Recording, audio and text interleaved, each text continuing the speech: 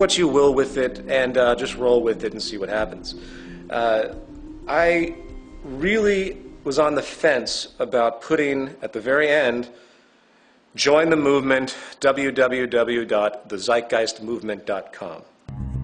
And 6, join the movement.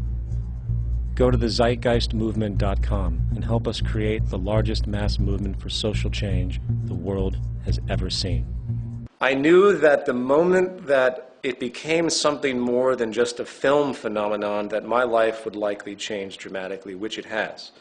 Zeitgeist Addendum was sparked out of people emailing me saying, well, what do we do about all of these cultural problems? What do we do about a corrupt banking system? What do we do about people that are locked into establishment social programs, if you will? I consider the trains of thought and mind to be a program. I consider society itself to be a program that's running.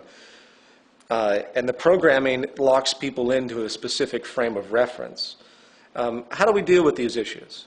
How do we do? What do we do? And Zeitgeist Addendum was an attempt at answering that question. After Zeitgeist 1 was released, it got into the hands of Jacques and Roxanne.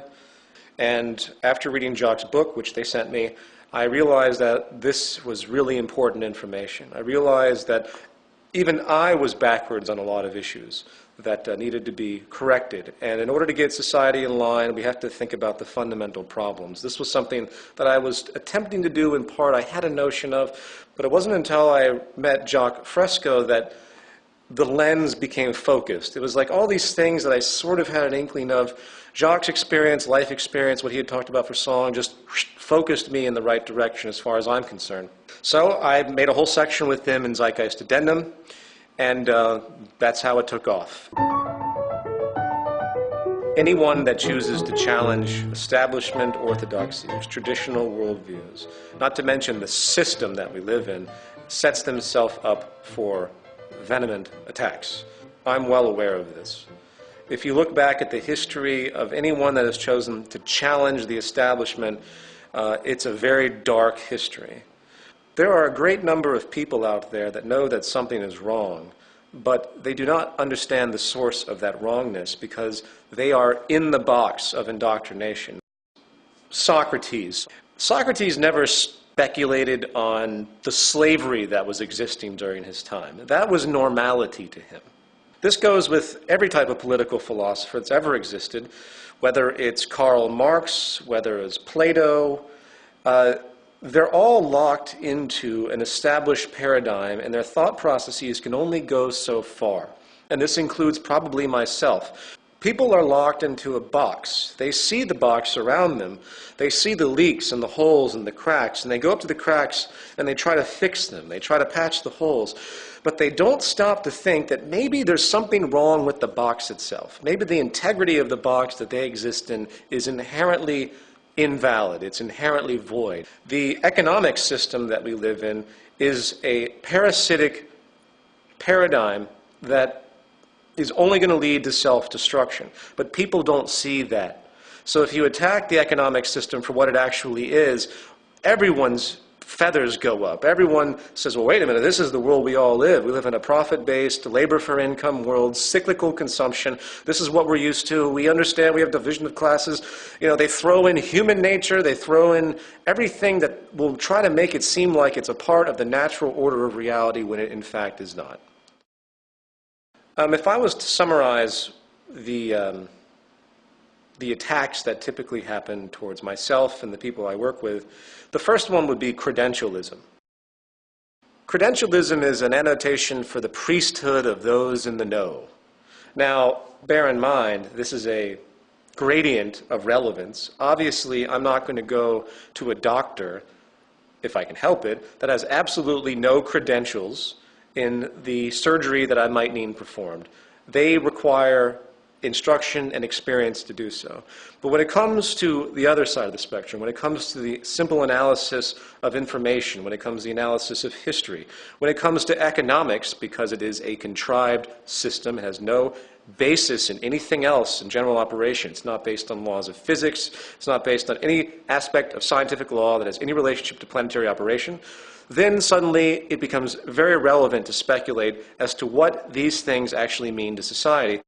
It's a double-edged sword when you get a master's, bachelor's, PhD in a particular medium, because think about what you're actually doing. You're going through a curriculum that's been completely established for you by the institutions that have existed prior. When it comes to social things that have a great deal of subjective variance, you lose objectivity in that sense, because you're literally indoctrinated into the beliefs that are presented. To get a degree in economics, which is probably the most wasteful thing you could possibly do, is to be completely indoctrinated into the idea that what you're studying is actually a science and actually has some type of relevance to anything. So when I get emails from PhDs in economics that try to debunk the aspects that we talk about, it becomes quite clear to me that the reason they have such an objection is really an emotional one. It isn't an objective aspect. They have culminated an identity to themselves because of their belief system, and for me to take that away from them, to debunk their ideas about economics, is to take away their identity. It's easy to point out that some of the greatest minds that have contributed some of the most powerful inventions to our world have come from non-establishment institutions, have worked on their own. They've done their own study. They've guided their own direction of information. They didn't just sit in a classroom and take in the rote information, do the step-by-step processes as oriented by the establishment, and then grab their diploma and degree, and hey, now I'm an expert in a given field. The most tremendous minds, the most tremendous contributions comes from those that are outside of the box. I don't even need to give examples of that to make that known. So, back to my point, when it comes to social theory, if you will, credentialism I give zero weight to. Academia is a detriment to advancing social progress. Another form of attack simply comes from the cultural nuance, comes from the social programming, what we call the self-appointed guardians of the status quo. People that are suffering in the system just like anyone else, but their social identification is so powerful, they are so locked into the box, that they find it infuriating to think that what they're living is actually wrong, paradoxically.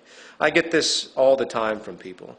The self-appointed guardians of the status quo are birthed in religion, birthed in economics, birthed in the illusion of democracy that we see today across the world, birthed in the various isms that are entirely pointless: capitalism, communism, fascism, socialism.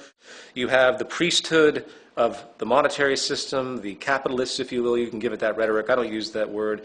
It's meaningless. The monetarism is the word I use. The pretense for acquisition of money is based on differential advantage, which is based on dishonesty, period. Then you have the priesthood of religious concepts, religious identification, and the idea that somehow we know everything already and there's a God and he's looking down on us, controlling everything. I won't even go into the paradoxes that come from that extremely narrow notion. So in other words, the biggest crutch to the evolution of human thought is breaking your own indoctrination. It's very, very difficult to overcome emotional elements that have become so ingrained in you that you have an immediate reaction, an immediate suffering and pain when anything interferes with that. And it's a very, very complex problem. But I'll say it again. We have to learn how to we have to learn how to identify and break our own indoctrination if we expect to move forward at all as a civilization. My name was put forward because I wanted to protect my friends and family from the association. People say to me, well, you should come out with everything. If you're going to talk about any of this stuff, then you've got to be prepared to deal with all of this and that you set up for yourself. I had an email that said that to me, criticizing me for not releasing my last name. And I thought to myself, you know what they're actually saying, anyone who actually says that is actually saying that Martin Luther King deserved to die, or that Gandhi deserved to die for making themselves known. I've gotten many death threats from the religious community. We live in a very fucked up, sick culture. We really do. The society is mentally ill. To be normal is to be messed up in this culture. So my name, Peter Joseph, at what point does my identity become absolutely transparent? Should I give people my social security number? Should I give them my tax returns? And just to throw it in there are plenty of people throughout history that have gone by their first and middle name, excluding their last name from their general communication and walks in their society, just like people often use their middle name and their last name. Those that have something against me for the things that I talk about want to find anything they can to try and to make me look like I'm hiding